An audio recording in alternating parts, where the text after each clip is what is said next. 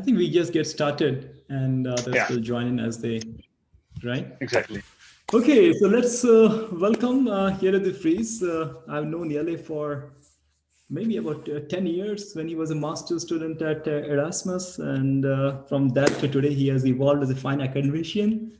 And I also have in his brief bio. Today he's going to talk about efforts go to waste. He's joint work with Michael, Shaoli, and Renee, and probably he's looking at some planet profit trade-offs in supply chain collaboration.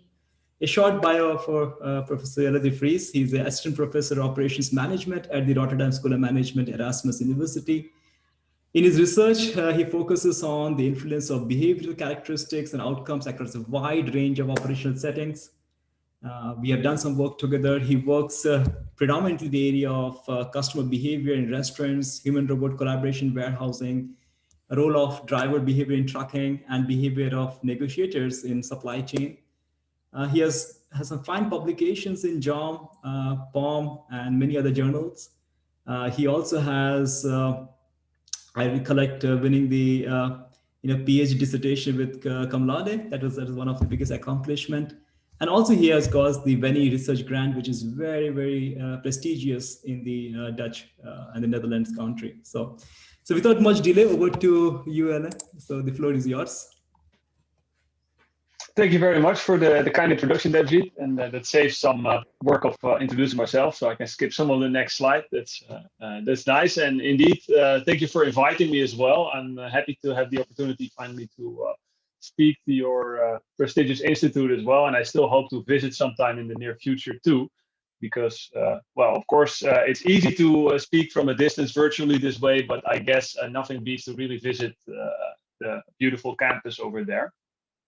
So let me start with this presentation. Indeed, title is Efforts Go to Waste, Planet Profit Trade-offs in Supply Chain Collaboration. And to recap a little bit of what Debjit already mentioned, I'm Jelle de Vries, now working at RSM. Before that, I worked as an assistant professor in Amsterdam, and I did my PhD also in Rotterdam with a brief spell also in the United States. What defines me as a researcher is mainly interest in operations and the role of behavior in operations. And that is, behavior is something that is applicable to almost all domains of operations management. So I started working actually on warehousing. What is the role of behavior of order pickers? How can we motivate them, incentivize them, and how do they interact with robots, for example? I work also with Debjit together nowadays a lot on the domain of restaurants, which is very different than warehousing, but also here, behavior plays a strong role. We focus on restaurant analytics and the role of customer behavior and employee behavior in influencing restaurant outcomes. Besides that, we have quite some collaborative efforts in the domain of truck transportation, where we look at performance and retention of truck drivers. And the paper of today is actually a domain that's relatively new for me, but what I find very interesting and very promising, namely more the domain of sustainable supply chains. And then also there, the role of behavior, so the role of decision-making behavior and the role of decision makers in negotiations. So today I will present the study that is the topic of today's talk. I will present the overview, the motivation of it, some results and robustness checks. Sometimes I will have to cut some corners because I'm also curious to hear some of your input. So I'm not planning to take the full time to discuss this paper, and I will leave some room for your questions and ideas. Also, if you happen to have any questions during the presentation, feel free to raise your virtual hand or say this in the chat. I think Debjit can probably let me know then that there's an unclarity or something. So I'm more than happy to also clarify things during the presentation. That's absolutely no problem. All right, so then let's start with the topic at hand. And let's start with, well, sort of a question. Namely, what do these two things have in common? We see on the left-hand side, we see tires and we see CO2.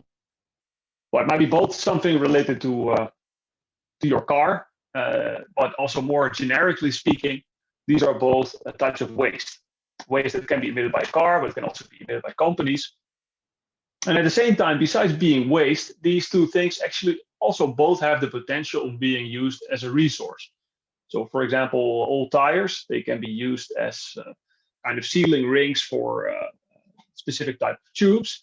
In the Netherlands, actually, we use old tires. It's a bit controversial, but to make artificial football pitches, and I think also cricket pitches exist that are produced from old tires. Well, why is that a bit controversial? Because there is now some evidence that these old tires can be containing some carcinogens, so they are linked to cancer. So nowadays, this is maybe less of a good idea, but at least it shows that there is potential to use waste as a resource here. And the same holds for CO2 emissions. In the Netherlands, we have quite a specific climate that is not so warm, and we grow a lot of vegetables in greenhouses. Well, as you might know, that the plants and vegetation needs CO2 to grow. So they actually inject CO2 in some of these greenhouses to boost the growth of these fruits and vegetables. So also here, CO2 typically seen only as a waste product, but here we see an example where CO2 is actually also used as a resource. Well, at the same time, we are now at a moment with a lot of attention for the climate and therefore also circular economy. Circular concepts and circularity in general is receiving more and more attention from a consumer perspective, but also in the media, in politics. In the EU has all kinds of aims to become more circular. In the UK, in the US, we see the same thing. And this is an article from last Friday where also Modi was emphasizing that the circular economy is actually a key step in solving many of the problems that we are facing. He said literally the concept of the circular economy can be a key step in solving many of our problems. Recycling, reusing, eliminating waste, and improving resource efficiency must become part of our lifestyle.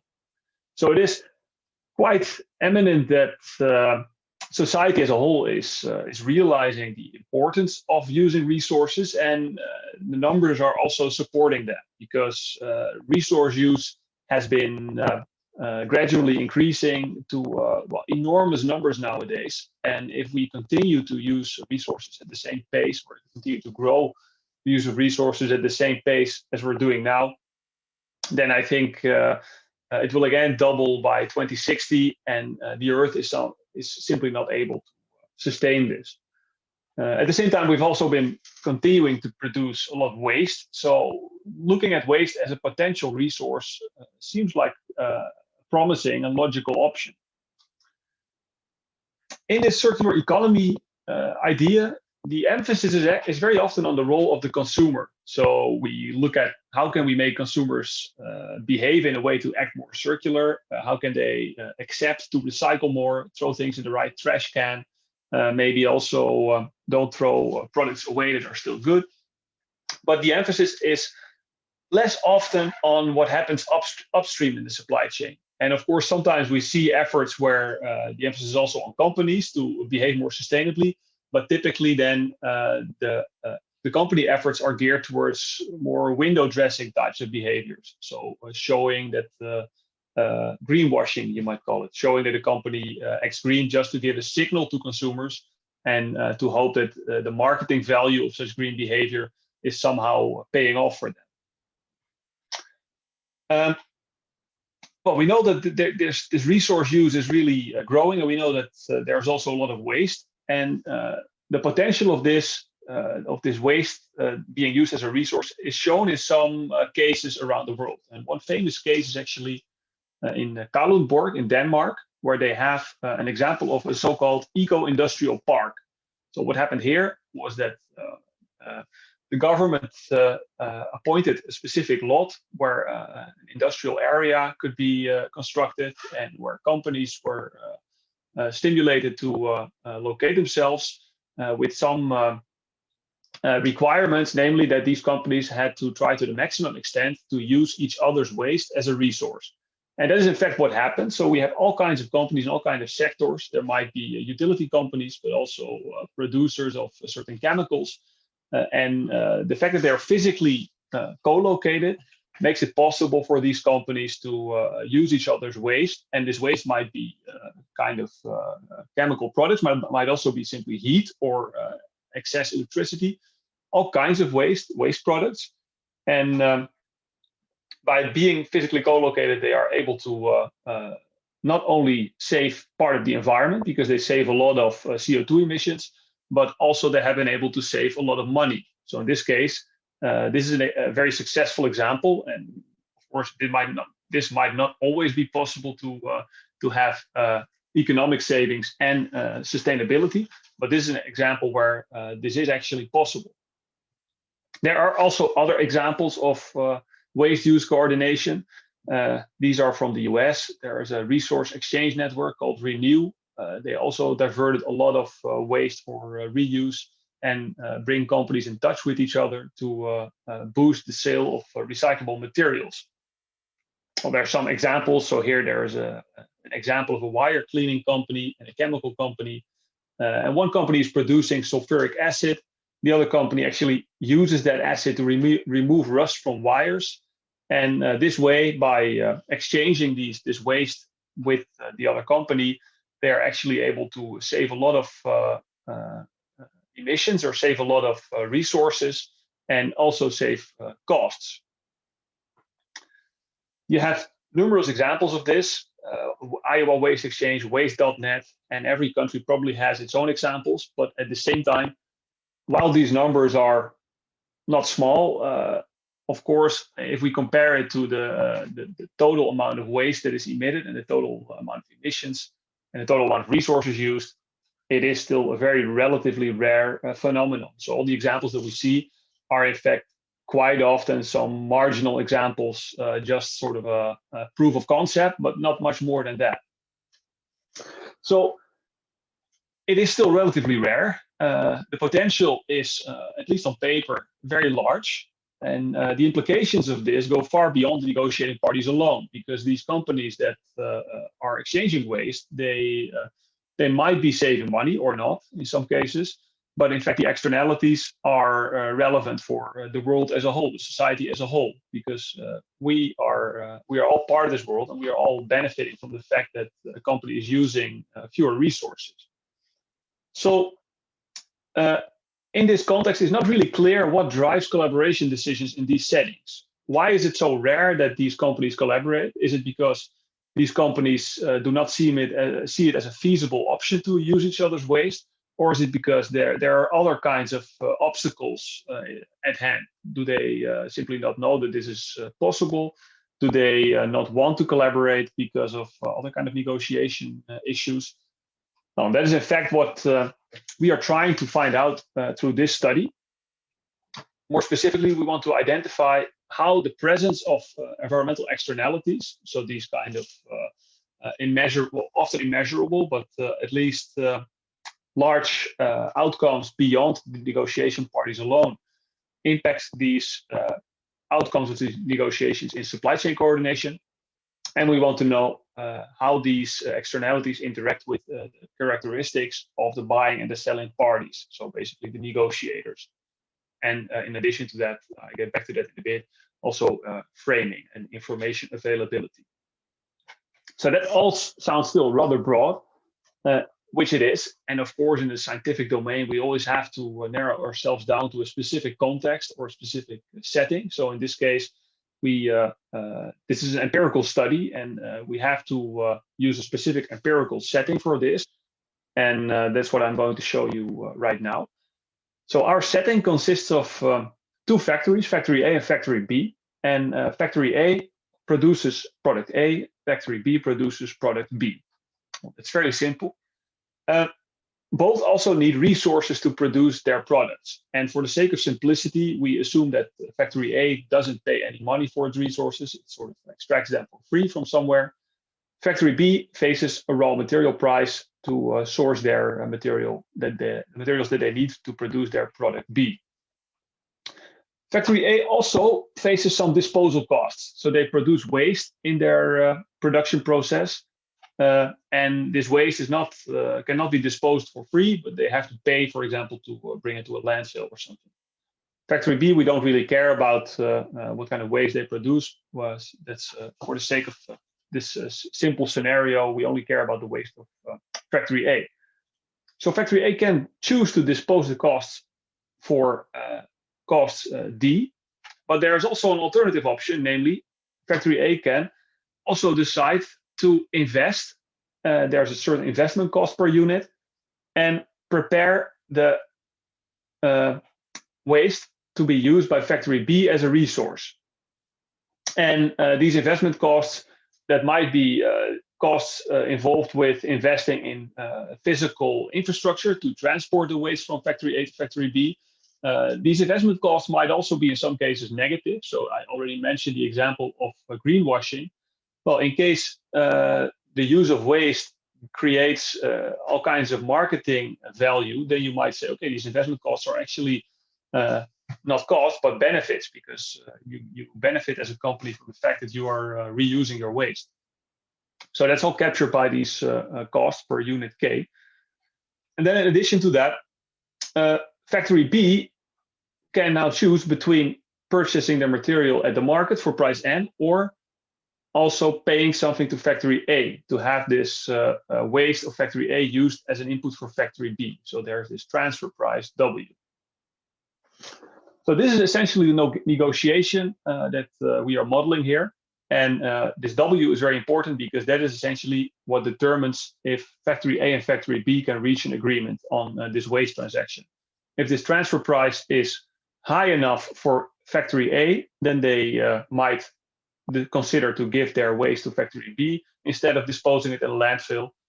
And if the transfer price is low enough for factory B, they might consider to purchase the waste to factory A instead of sourcing their materials from the market. So in this stylized experiment, which resembles in fact quite closely a more traditional ultimatum game, we model the negotiation in this way. Namely, the proposer can decide to make an offer or don't make an offer at all. So if factory A thinks this is really not interesting, this collaboration, they can also decide we're not even going to make an offer to factory B about our waste, we simply dispose it. However, if they make an offer, they can choose to, or they can decide on what kind of value they want to give to this offer. Is it a very high price for their waste or a low price? Then factory B received this offer. They can choose to accept the offer or reject the offer. So if they accept it, there's an agreement reached. If they reject it, there's no agreement reached. So that is what the decision paradigm looks like. And we test this in various settings. And these settings are differing based on how much money is on the table. So that basically means, is it actually beneficial? Is there money to be made from collaboration, or is it costly to collaborate? So in the case of this Kalundborg, this Denmark example, we saw that these companies are able to save the environment and also save money at the same time. So this is clearly a very beneficial example. Theoretically, you should always reach agreement in these cases because there is money on the table. But our question is also, is collaboration maybe sometimes happening if there's no money on the table? So if there is a negative outside profit, as we call it, or if there's a negative coordination benefit. In addition to that, we also look at the distribution of the profit in case of no agreement. So what kind of role does that play? Are both companies making a small profit if they don't collaborate in a waste exchange? Are they both making a large profit, or is it asymmetrically distributed? So is one company much better off than the other in case of no waste exchange? Then this is all carried out using Z-Tree, which is a software that is often used for behavioral experiments. And here we see the interface that, in this case, the proposer sees. The receiver actually sees a very similar kind of interface. So they see this decision paradigm that I showed earlier, stylized, and we also show to them what the consequences are of the potential transfer price that they will offer. So instead of having to make all kinds of calculations from the top of their head, we allow them to enter a certain transfer price that they might consider. They can see, okay, this would lead to a profit for us of this and a profit of the receiver of that. So they can, at least we can be sure that the transfer price they offer reflects their intention and is not based on some miscalculations or something. So they can decide on transfer price, or they can also decide to not make an offer at all if they think it's certainly unfeasible to make an offer because it's not attractive enough. We ran this experiment in the end of 2018 and the beginning of 2019 with almost 250 subjects who did these decisions for about 1.5 hours. So that means that every person went through all of these different scenarios in a different sequence. So with all kinds of different asymmetric conditions, different outside profits. And they also were randomly rematched. So there were always at least 10 participants, and they were randomly rematched among each other. So there were, theoretically speaking, there should be no crossover effects, spillover effects between decisions. There should be no revenge if you get a bad outcome in one negotiation. You're after that with a different person, facing a different counterpart in the next negotiation. They also filled out a brief questionnaire, also on their environmental concern. Do they actually care about the environment in general? And they were paid based on their performance. So they could earn points in the experiment, and these points were converted into earnings. So the earning of the average participant was about 14 euros. In addition to this is the standard setup. We also had a so-called planet treatment. So I told you that they were rewarded with points, and their points were converted in their earnings. In addition to that, we in the planet treatment, we also awarded points for the environment if they reached a coordination. So if they were able to reach agreement, so if one party was willing to buy the waste of the other party, then the environment would also earn 100 points. These points were also converted to money, and this money was in the end donated to the Worldwide Fund for Nature. So in the end, we donated 150 euros to the Worldwide Fund based on all the agreements reached in the full experiments. And these donations were added on top of the money payment. So it was not replacing the payment to the participants. It was simply something extra. So this made the conditions that we had, in fact, more interesting, because I mentioned before, we compared some money on the table condition, where there is basically 200 profit to be divided in case of collaboration, with some, well, conditions in which there is a small loss or even a large loss to be divided. When we introduced the planet, so when we introduced this donation of 100 environmental points for every negotiator, which is 200 points in total, we see that in case you are a person that cares a lot about the environment, or who cares in fact so much about the environment that you don't make a distinction between your own earnings and money for the environment, which is of course a bit extreme, but that would be the most extreme scenario in which a person cares as much for the environment as for their own earnings, then suddenly this money on the table scenario becomes even more attractive, and the small loss scenario becomes more neutral. Like the money doesn't go to you, but it goes to the environment, so it's still fine. And the other two loss scenarios also become a bit more attractive. So the transfer price that is being set between these counterparts does not only determine how if the waste exchange is going to happen or not, but it also determines how the profit or potential loss is actually allocated between parties. So this is also relevant, because it might be that some parties are not only using this transfer price to try to come to an agreement, but it might also be that some are trying to sort of compensate for the fact that they were worse off in the beginning. So they might try to reallocate some of the resources, but that is just something that we can only know when we see the results. So using this setting, by the way, maybe I should take a second to see if there's any unclarity so far. Is everything still clear? Can you follow, Devjit? I don't see any questions as such, but people can unmute and just ask their question if they have any. Yeah, so feel free to ask anything. Otherwise, I'll continue with. What did you say? Crystal clear. Yes.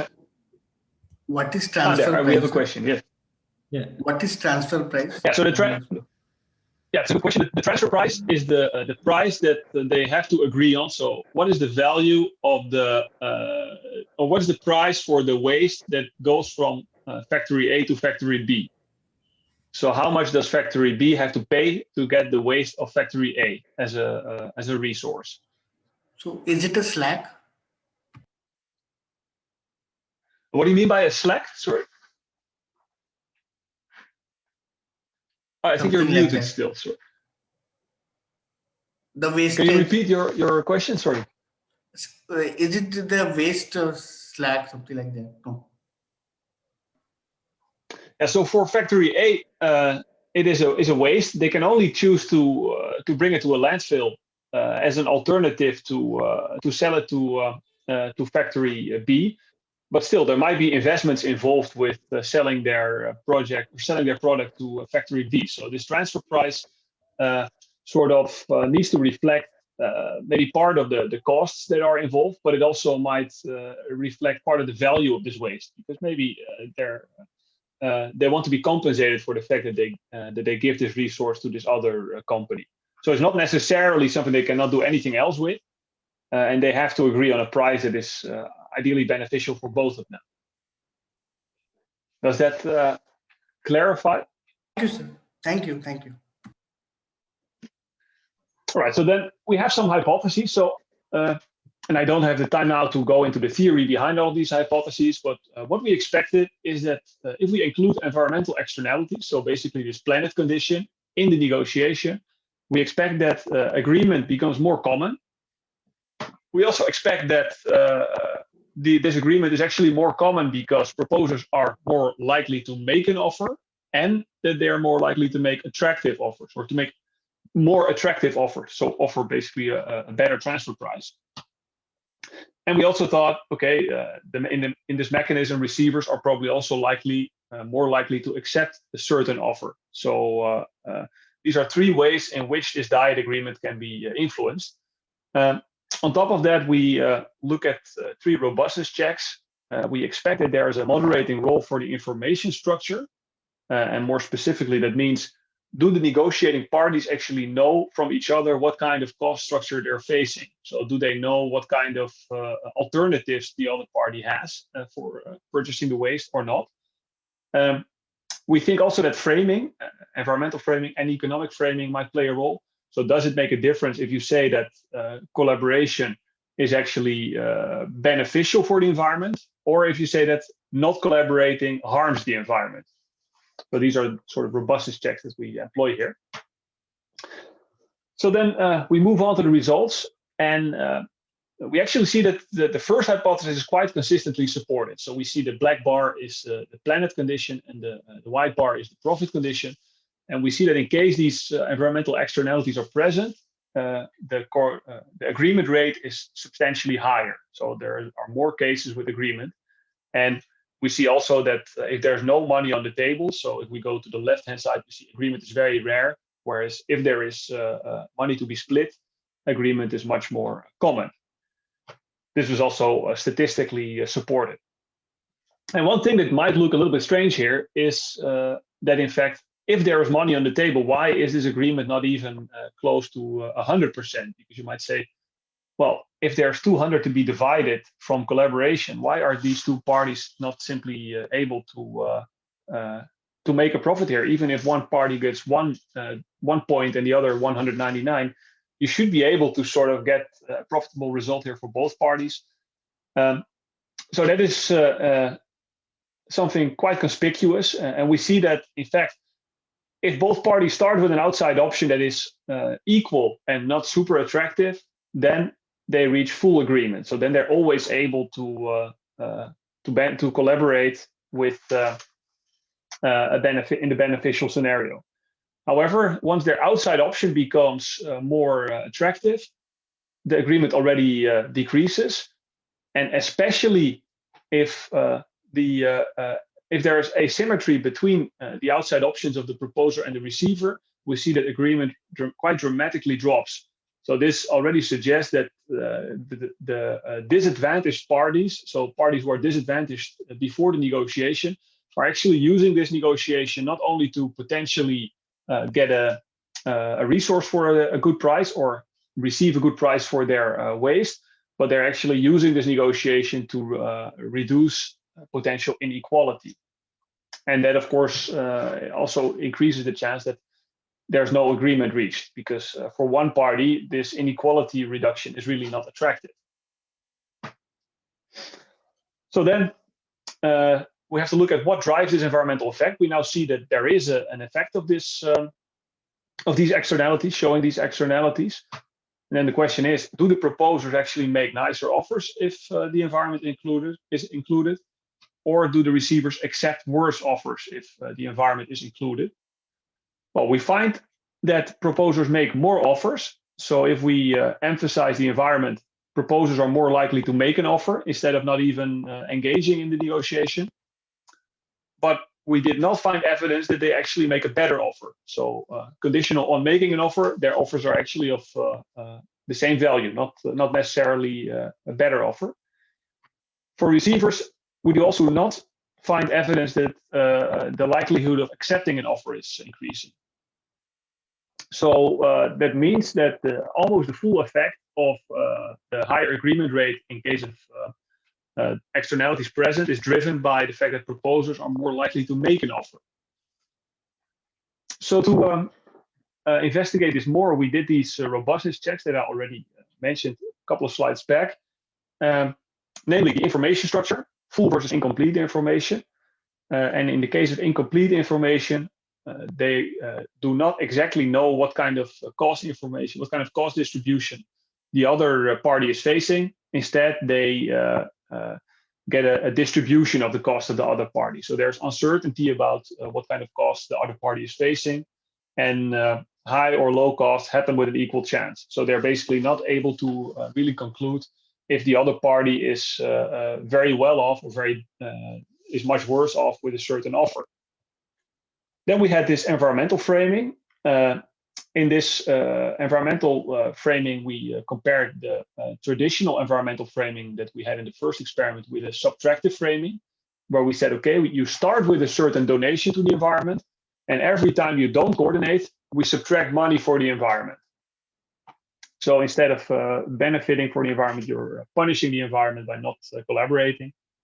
And we basically did the same for economic framing. So the typical economic framing, you could make a profit if you collaborated. In this case, you started with a certain endowment, and then your profit is subtracted later on in the experiment based on your decisions. So what did we find with respect to these robustness checks? Well, the first one, we do find that the main effect of the environment holds if the information is complete or incomplete. We do see that incomplete information leads to somewhat lower agreement rate. So apparently the fact that this information is less transparent makes people less likely to collaborate, but we do not see any interaction there with the environmental externalities. So we still see a big difference between incomplete information in the planet condition and incomplete information in the money condition, you might say. We see actually a very strong effect of the framing in the case of environmental framing. So if the environment is framed as a subtraction, so if you're hurting the environment, punishing the environment by not collaborating, we see that collaboration is really boosted, goes from about 36% to 52%. But we don't see the same for the economic framing. So economic framing, we see exactly the same kind of agreement. So here the framing of the environment seems to play a very big role, but not the framing of the profit. So in fact, that means that in total we were able to confirm some of our hypotheses, but we were also able to show that for some other hypotheses we do not find any evidence. And to summarize, we see that supply chain collaboration is clearly not only driven by this typically rationally profit maximizing behavior. Supply chain or these kind of negotiations can actually be very strongly influenced by externalities. These can really impact the agreement rates, even if these externalities are really not, well, there's the definition of an externality, but not directly related to the payoffs of the participants in these negotiations. We find that this effect is driven by the fact that proposers are more likely to make an offer, so to start negotiations, and that these offers are not much more attractive. They're also not more likely to be accepted by receivers. The effect increases in the negative framing, and that we don't find an effect for information structure and economic framing. So practically speaking, what can we learn from this? Well, you might say emphasize externalities boost agreement, and in practice, we know that environmental externalities are extremely important, and this is, of course, something that has been on top of the agenda of policymakers for a long time already. But what we are able to show here is that sometimes just showing the existence of these externalities is actually already making it possible to impact negotiation outcomes, even if these externalities are maybe not even so accurately priced or factored in as a part of the profit for the negotiating parties. Just showing that this externality exists can already impact the outcome. So I guess there this highlights once more that just having a way to evaluate, quantify, and monetize externalities is important, because if you have such a way, doesn't matter if you show it in points or in money or in trees or whatever, showing that they play a role can already impact the negotiating outcomes.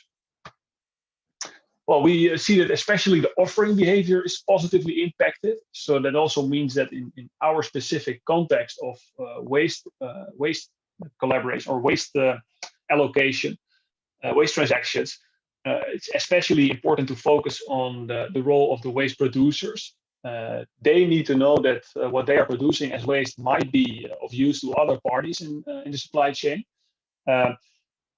It might not be necessarily beneficial for them or for the receiving parties to use this waste. It might be sub-economic, in fact, but for them, by making them aware that their waste can be used, they could at least try to make it more transparent what they have on offer, and then make it available on the market. And then it's up to other parties that need resources to decide on whether they are interested in utilizing this waste. If it's not even offered, then you will never have collaboration. So this sort of shows that even if the producer of waste is not so convinced about the potential success of such a negotiation or transaction, it might be still important to at least provide it and leave it up for the market to decide.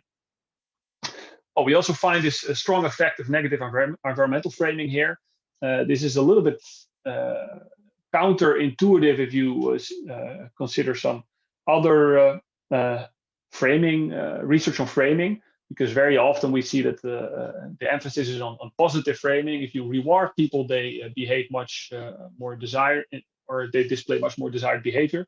But we find, in fact, that the effect of showing the harm that people potentially do to the environment is a much stronger driver of the behavior than showing the potential benefits of their alternative options. So this was the work so far, and I would like to hear your thoughts or questions you have up to now. Otherwise, I still have also some ideas that we have about extending this. But first I would like to hear if you have anything to say.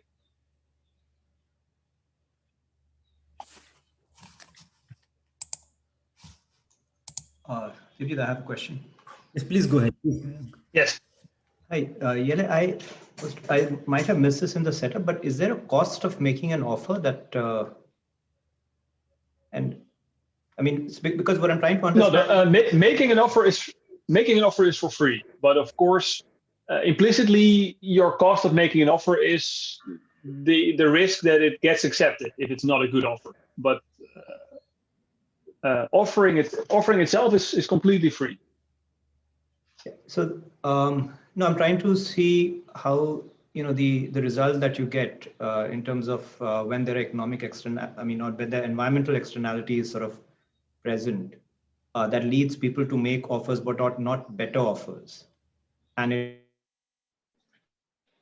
reach agreements. Am I right? And if that's what I remember correctly. Yes. Yeah. So what I think, how can we explain this basically, well, why do they make offers and not necessarily better offers?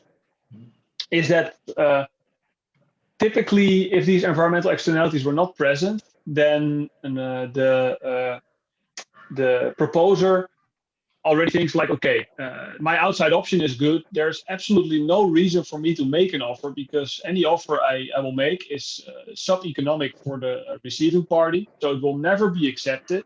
Therefore, I just cut off the negotiation here. I'm not even going to make an offer. However, if there are economic or if there are environmental externalities, I guess that they think, well, it might not be so attractive to make the offer that I make might not be so attractive, but I just put it on the table, and maybe the receiving party cares a lot about the environment, and then it's up to this party to accept or not accept the offer. But at least you give the chance to reach agreement. So it's simply the extra environmental dimension, is apparently changing this dynamic. But I agree, this is something that is quite complex. Yeah, I mean, it sounds like it's more like, so let's not have a guilty conscience about not making an offer, but there's no real skin in the game. So I mean, for the offering party. So I'm just wondering in terms of sort of the practical implications. I mean, so one way of looking at this, of course, is do we leave it to actors to sort of decide what is good for the environment? I mean, or do we have a more interventionist policy stance on this, right? And so I'm trying to sort of understand, what the implications might be for that question. And it seems like it doesn't, if you leave it just to the parties to in some ways reach negotiations, the results are not that promising. Yeah, on the one hand, the results are not that promising, but on the other hand, it shows that the moment that these externalities are there, at least the proposer wants to give room for the receiver to do something with it. So on a micro scale, if I have certain trash, instead of throwing it directly in the bin, I just put it out there and give someone the opportunity to do something with it. It might not be attractive at all, but I still I allow that opportunity. And for me, it was surprising that this is in fact almost driving the school effect. I expected that I would also see much bigger, maybe more attractive offers if the proposers are really impacted by the potential positive effects on the environment, or that the receivers are more likely to accept worse offers. But this is not what we really see. We only see that they make more offers. So that is, potentially bad situations are suddenly still on the table or something. But the policy implications are quite complex in this. The other thing that I just wanted to, sorry. Yes, please go ahead. The background of the participants, who were these participants? I mean, what can we learn from that? Yeah, it's a good question. I didn't mention it here, but these were all students, business administration students, and obviously, the typical worry that we might have is whether these are as respondents, sufficiently representative of the kind of managers that we face in these companies. That is, of course, an argument, but I guess it's a sufficiently stylized experiment in which we think that student behavior is representative of what we can expect of the behavior in companies. But this is something that you can easily argue about. So they were undergraduates or sort of in the MBA program? Yes, these were no. This is undergraduate students. Okay. So just to add to that, so if the undergraduate students you may want to give different kind of examples like we are telling right now, like throwing the trash in the bin versus giving opportunity rather than a company-based. I think those kind of questions might be more amenable to them than the company-based questions. It's more of a comment than a Yes, question. it might resonate. No, I agree. It might resonate more with them. At the same time, yeah, that's sort of always the question if a certain scenario or a vignette is sufficiently credible to them, or if they can sufficiently identify with it. And yeah, it might be that's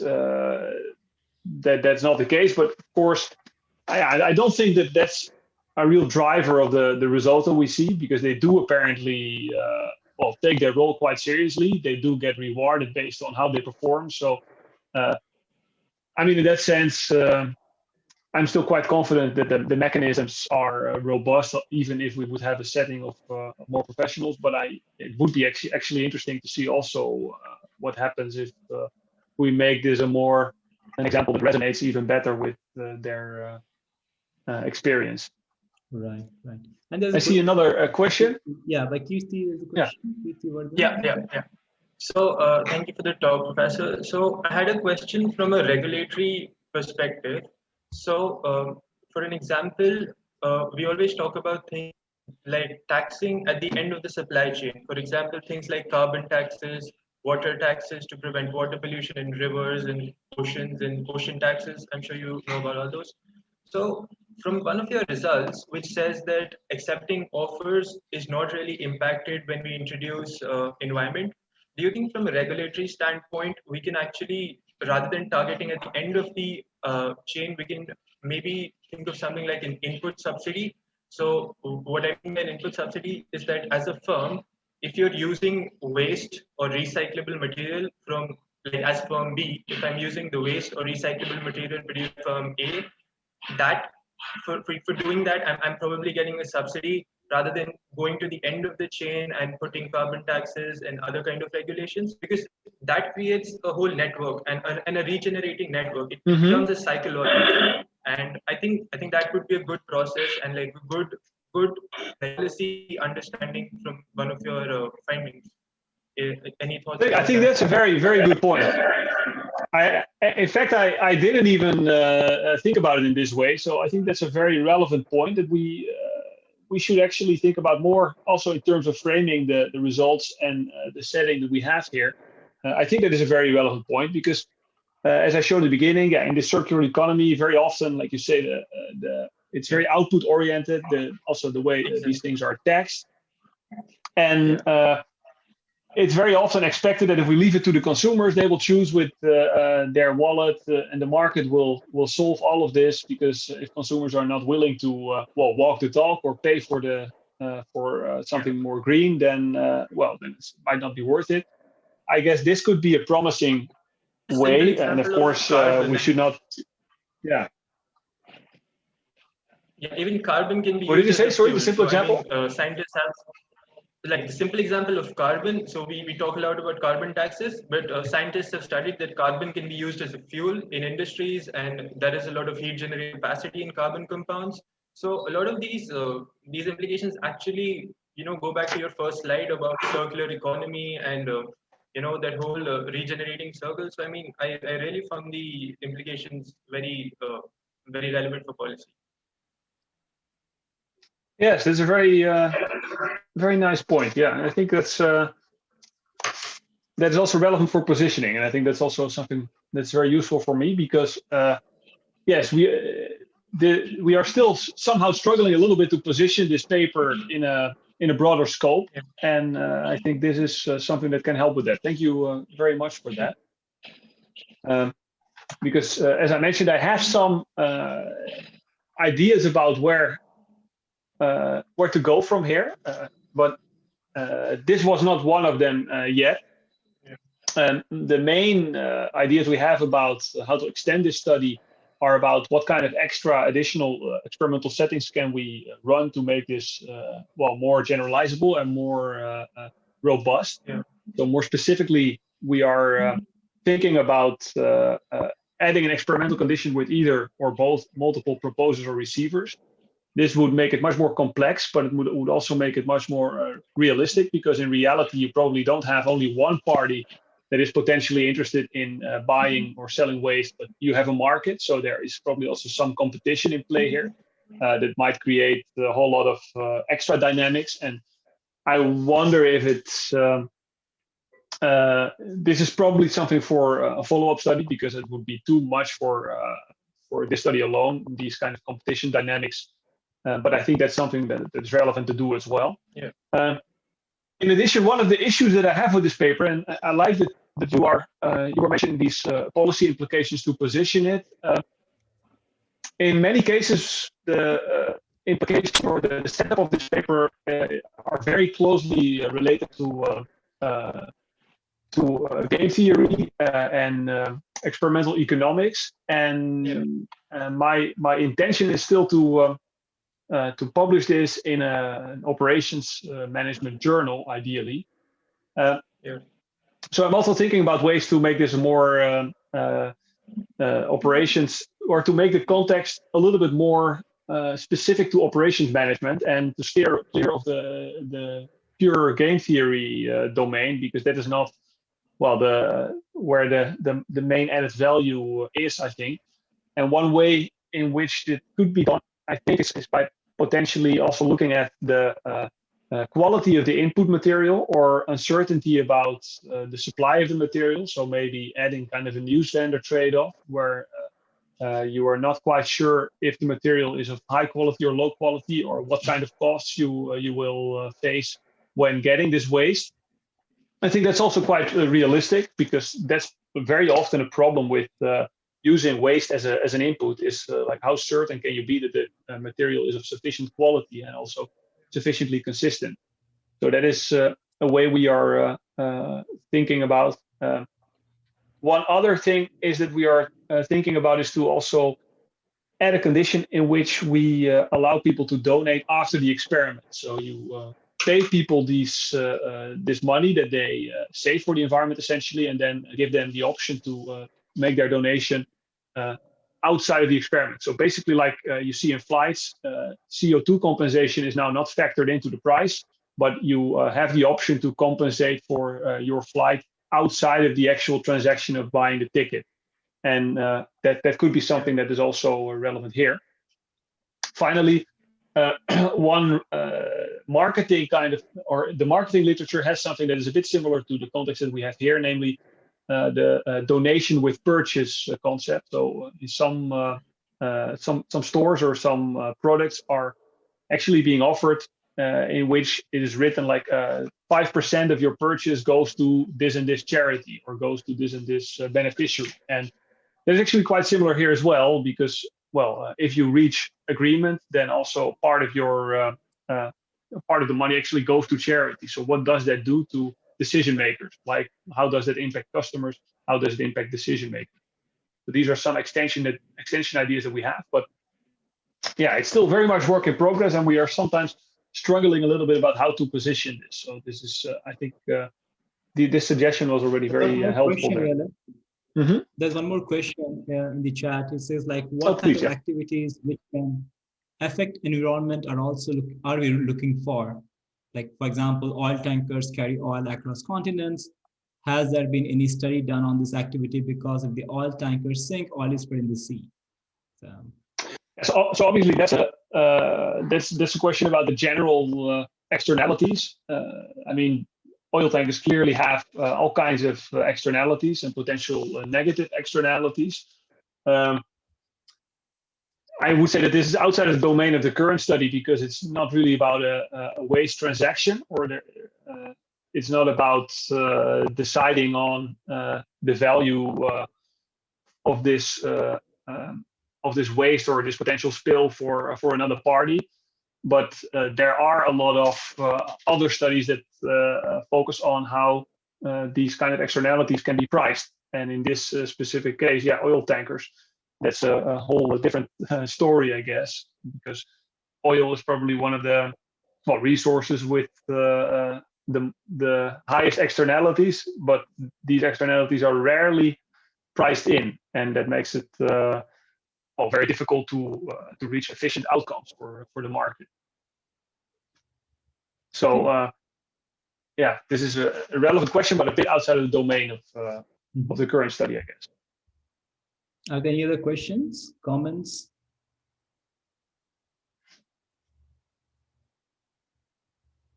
Okay, there's a question on, can you suggest some ideas on how to write a research paper for a circular economic journal special issue? It's quite a broad question, but wow, that's a maybe you can take that's a broad question. But of course, I would suggest, yeah, we can give it a try. But of course, circular economic journal special issue depends a little bit on what kind of journal you're targeting. But I would first think about what kind of methodology are you familiar with. So, well, the paper that we presented here is obviously it's an experiment, and it's a controlled experiment that has clearly benefits and it has drawbacks because, well, the generalizability, maybe students are not the best representative of the managers and companies that make these decisions, and maybe the setting is not so realistic. But at least we have full control. We can really identify what kind of effects we find. So are you familiar with experiments? And is this something that the journal suggests? Then the kind of ideas that I propose here are in fact also giving room for a lot of new kinds of experiments that are potentially interesting for such a special issue. But of course, there are many other approaches, methodologically speaking, for which you could write a paper for such an issue. Like you could write all kinds of literature reviews. You could do simulations. You could work on analytical models. So that is identifying the problem is one thing, but then I think second should be for sure the method that you want to use to address this problem. That should really dictate also, well, what kind of actual questions, what kind of detailed questions you are able to address. But please, if you have any ideas or questions, I'm more than willing also to give you feedback by email or at a later stage. Okay, Yala, if there are any other questions, can I ask a question? It's more like a comment. Please go ahead. Yeah. So what you observed in your results, is it more like it's coming from behavioral economics? For example, when you said even when there is more positive money on the table, both the parties, they are not looking for what profit, but rather looking for equity and distribution, right? So how much of it are you seeing it in your results? Yeah. Yeah, so that's why I mentioned this experiment is really closely related to behavioral economics and game theory, therefore, and many of the results we can directly use some concepts from game theory and experimental economics to explain our results. And that's also a little bit of the tricky thing here, because it's not we need to be sure to have substantial or to have sufficient supply chain operations implications and to be sufficiently unique there, instead of being too closely related to the behavioral economics literature, which is, I think, more densely researched in this domain, and therefore also the moment the moment I submit this paper to a journal and I get 3 reviewers from behavioral economics, they're going to destroy the paper because they don't care so much about the context. They care about the setting, and they say the setting is not sufficiently unique. So therefore, it is, in fact, it's nice that it's so similar to behavioral economics because we can use these models to explain some of the things we find. But it's also tricky because it means that we have to be even more careful to distinguish ourselves from that literature when submitting this paper. Right, thank you. I got your point. Okay, I think we're running out of time as well. I think it's time to thank Yale for this wonderful talk. Yale, hopefully we can host you sometime. By the way, your talk was quite look forward. So Yale, your talk was very environmental friendly. Exactly, and flying is also comes with big externalities. So I'm glad we could do it the green way this time. Yeah, we did the green way. Thank you again. Thank you all for joining, and hopefully we'll see you again in another webinar. Thank you so much, Yale. Thank you so much. Thanks. Bye-bye. Bye-bye.